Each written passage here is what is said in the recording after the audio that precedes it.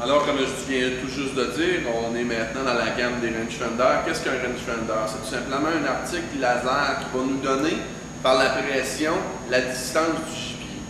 Fini d'arriver et de dire, bon, mon orignal est environ à 800 pieds et je vais tirer environ à cette distance-là, ce qui fait que, oui, je devrais tomber à peu près dans un ratio du placard standard.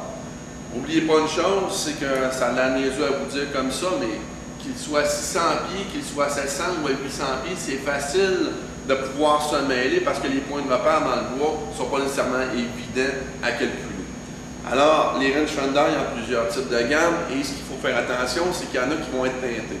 Il y en a qui vont être teintés jaunâtres, il y en a d'autres qui vont être teintés plutôt grisonnants. Et moi, personnellement, c'est pas vers ceux-là que je vais me tourner. C'est sûr que oui, si je chasse seulement de jour et oui, ma teinte est jaunâtre et c'est ensoleillé, ça va venir minimiser le reflet du soleil.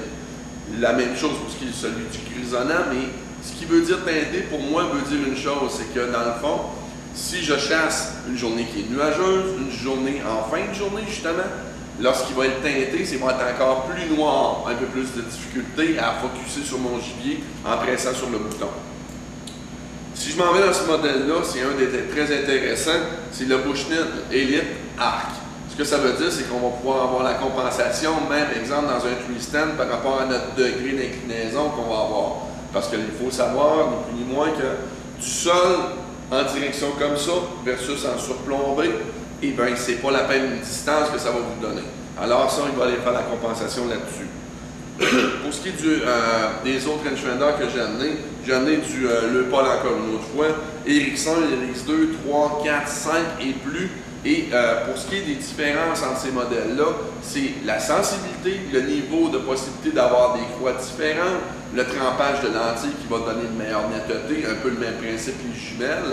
Pour ce qui est de démystifier pourquoi un prix versus un autre, c'est les qualités de trempage de couche qui sont mises sur la lentille qui nous donnent une meilleure clarté. Autant pour les rangefinders, les jumelles, les télescopes, c'est le même principe encore une fois. Je vais juste vous sortir celui-là qui est là. Et ça, c'est un des nouveaux de cette année. Et personnellement, c'est le Paul RX4 Boone & Crockett. Boone & Crockett, certains connaissent le principe. Un Nemo nous a fait une demande pour ce qui est du concours de panache de pouvoir scorer selon le système Boone & Crockett.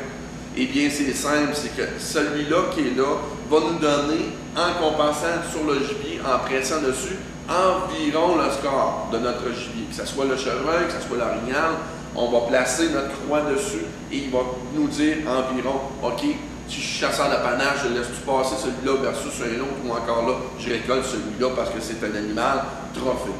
Alors, il y a plusieurs types de gammes.